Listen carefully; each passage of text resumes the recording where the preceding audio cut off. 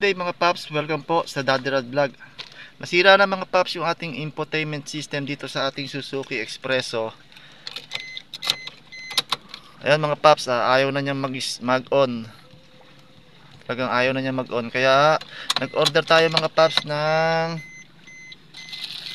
infotainment system Android 9 inches.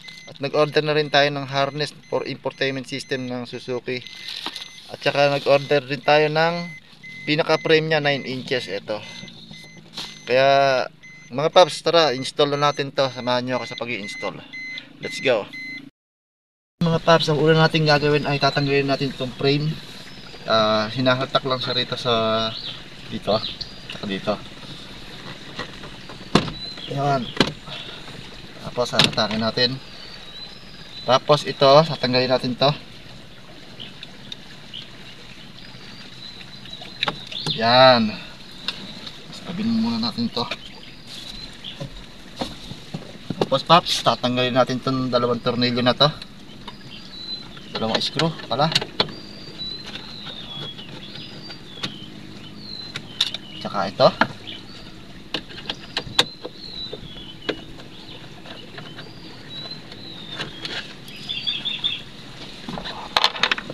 Tapos hatakin na natin.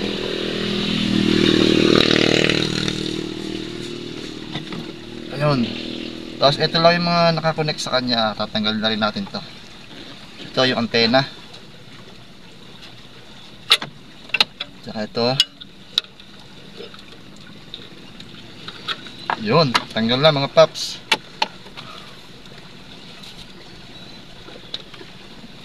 So ito. Kakabit natin yung binili natin na ito. Ito yung pinaka-stock nya. Tatanggalin natin yan.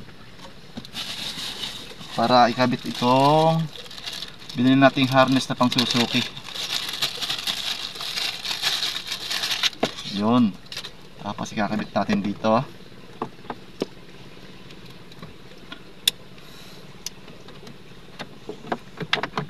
Tapos ito dito.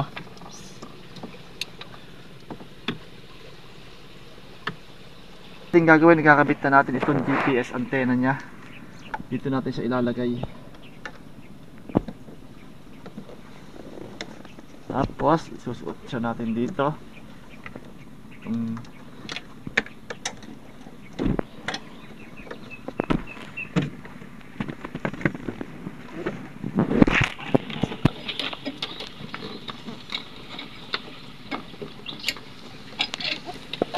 Yun.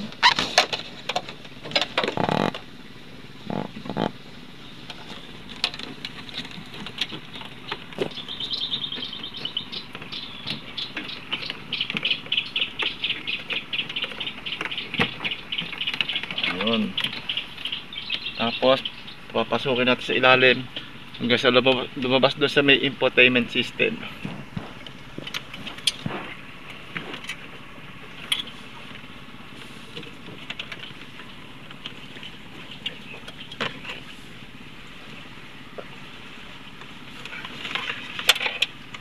Tapos ating palalabasin dito.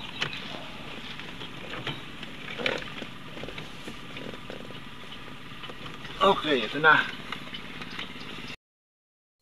Sobrang mahaba ito. Lagyan natin ng tape para hindi siya masyadong mahata sa loob. Yan, pwede na siya ngayon ikabit sa car Android natin.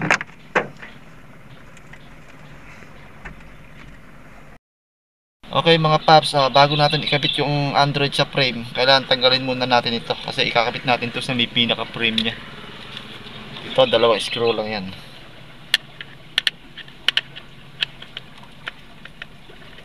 Kakabit natin ito sa bagong frame na 9 inches para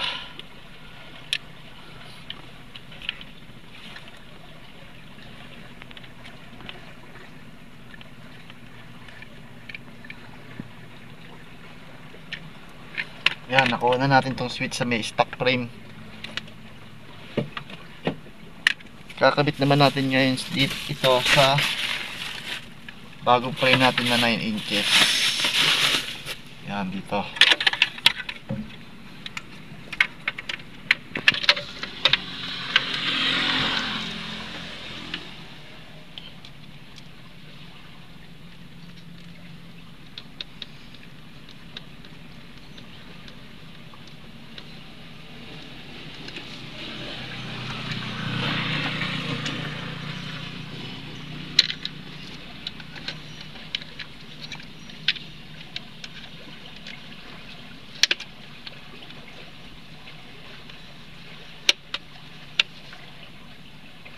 Okay. Ito, nakakabit na siya.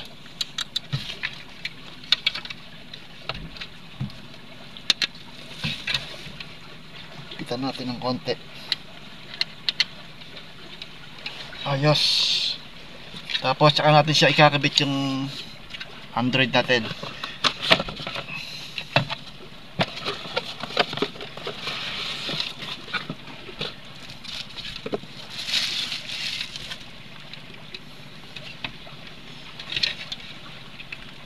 Ayan.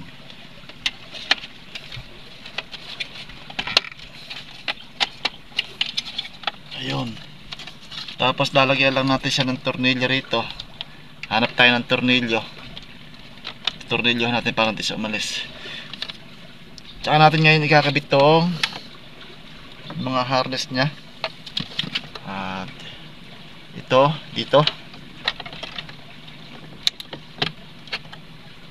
Ito sa antena.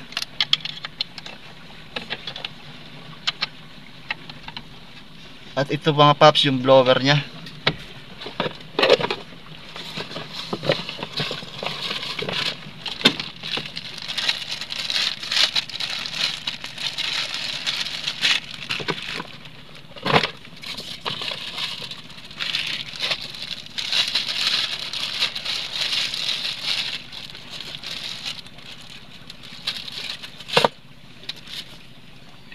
Ito ikakabit natin to kasi andito yung pinaka magiging supply nya ng blower.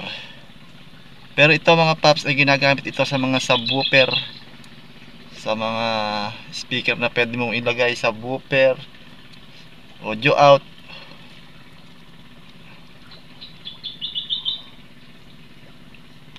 audio in. Yan, kung saan saan pa mga paps. Kakabit natin siya rito. Tapos ito nga ay para sa blower natin kasi mas mainam kasi makakabit natin to para kahit matagal tayo nagsasounds hindi umiinit yung ano dahil gumagana yung blower nya.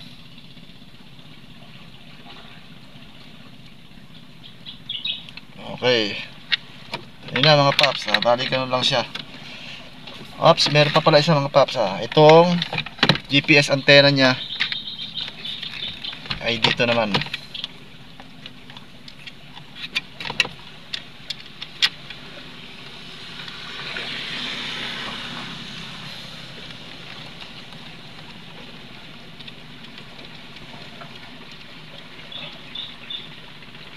Okay, nakakabit na rin yung GPS antenna nya. Okay na. Ito, lagyan na lang natin ito ng tape para pag hindi siya maingay pag tumatakbo yung nag-aalogan.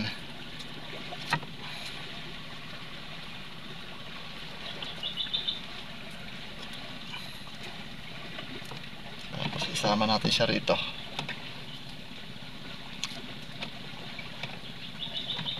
Hindi siya lumikha ng mga ingay. Okay mga paps, ayan, sasalpak na natin. At ito pala mga paps yung sa may hazard nya tsaka sa window. Ito, kakabitan natin dito. Nakikita ka to? Ito. Yun, gumana na. Okay na, pwede na. Sasalpak lang ito dito sa ilalim muna. Tapos ipupos lang natin.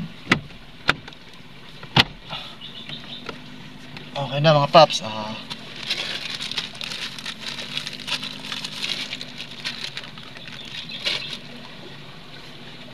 Meron pala tayong nakakalimutan mga paps, itong para sa USB. Nakalimutan natin ikabit, kaya tatanggalin muna uli natin.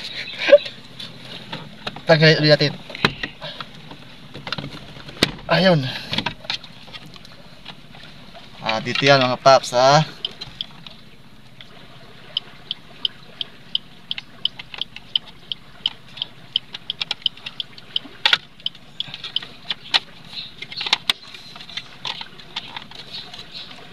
Ayan, ito yung para sa USB. Dito natin muna siya tatago sa may glove box.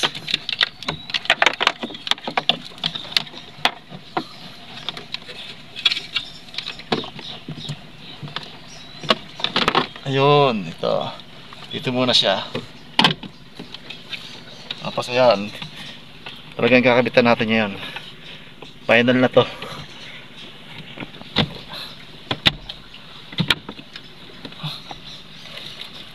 Okay mga paps, yari na natin yung install.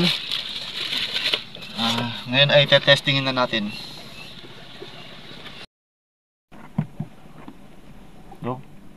Okay mga paps, ngayon ay testingin na natin kung gumagana na ba siya.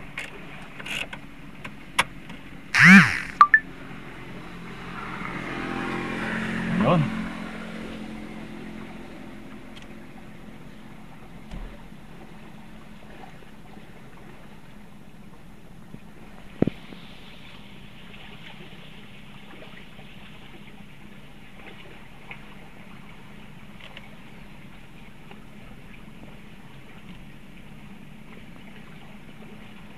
Ayun, Android is starting na mga paps.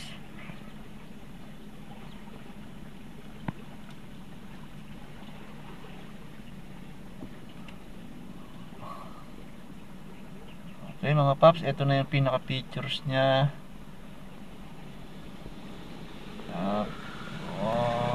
Tingnan natin yung radio.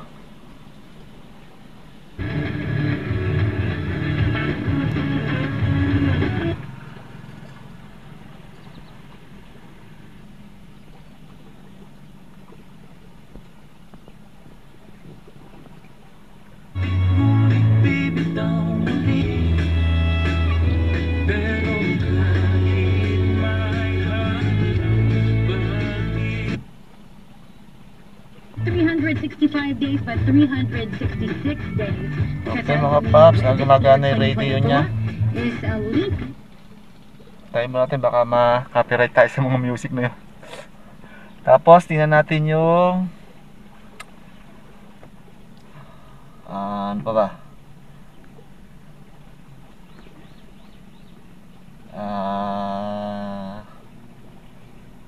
Wi-Fi. Tingnan natin kung malakas yung wifi dito sa atin sa bukid. Bali ito mga paps ay naka-hotspot lang ako sa cellphone na ginagamit namin. Titingnan natin kung mapapagana yung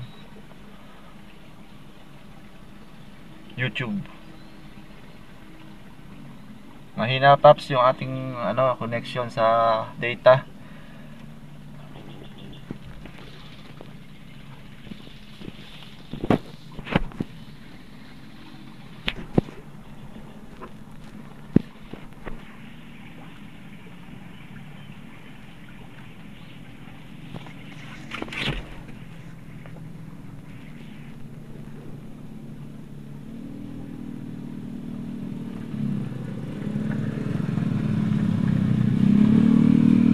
Na yung data.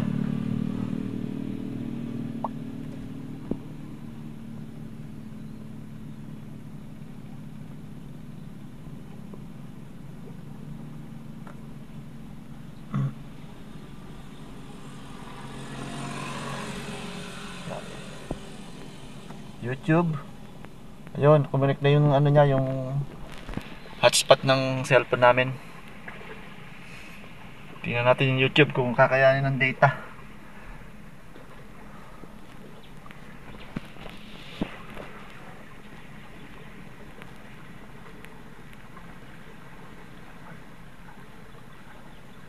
Ayun, bumukas mga paps yung date yung YouTube. Yan.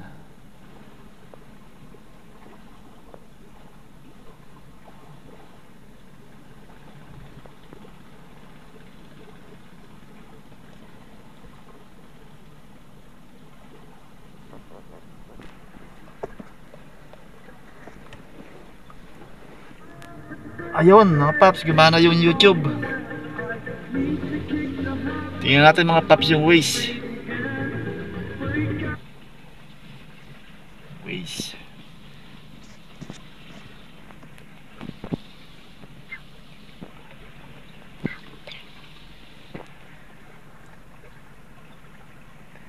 Tingnan natin si Waze kung gagana.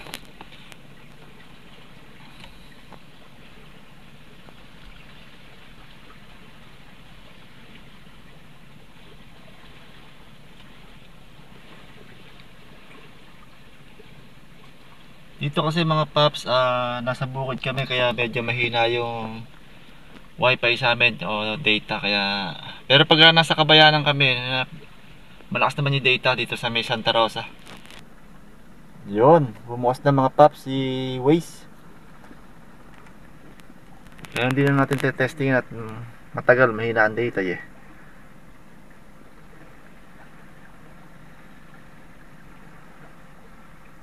Try naman natin si radio na try na natin. Ito naman yung pagka gusto mo magpalit ng display.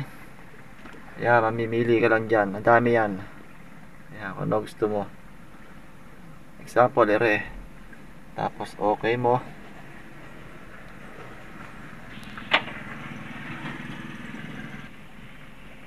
Ayun.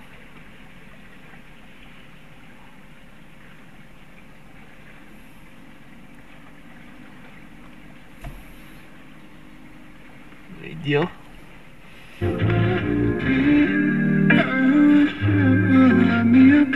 Patay natin, baka ma-copyright tayo.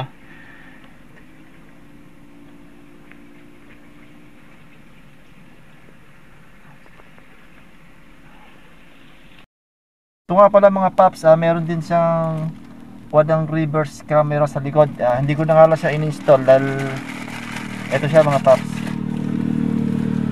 May camera na rin sa likod dyan para pagka umaatras ka, nakikita mo siya rito. Ito yung harness niya. Hindi ko na nga lang siya kinabit dahil ang ginagamit ko ng reverse cam ay itong aking QCY. Ayan. Ito, try natin mga paps.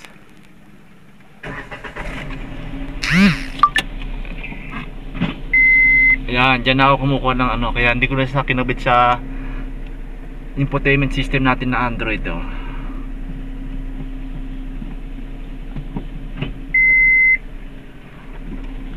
Okay mga paps, maraming salamat po uli sa inyong panonood.